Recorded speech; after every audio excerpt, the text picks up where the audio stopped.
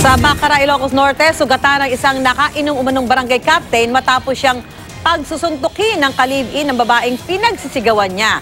Sa Bocaue, Bulacan naman, aabot sa 180,000 pisong halaga ng hinihinalang shabu ang nasabat mula sa isang tulak umano na napatay sa buy-bust operation. Narito ang unang balita sa probinsya.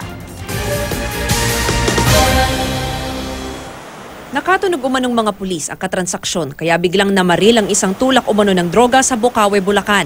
Napilitan naman umanong gumanti ang mga pulis kaya agad ding napatay ang suspect na si Winston Kagampang. Aabot sa 30 gramo ng hindi hinalang shabu ang nakuha mula sa suspect na tinatayang nagkakahalaga ng 180,000 piso. Bukod sa Bocaue ay nagtutulak umano ng droga ang suspect sa Valenzuela City.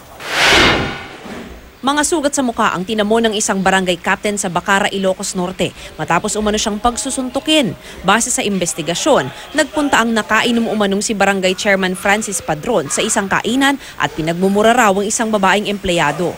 Dahil dito'y nagalit ang live-in partner ng babae na si Enrique Blas at pinagsusuntok sa mukha ang kapitan.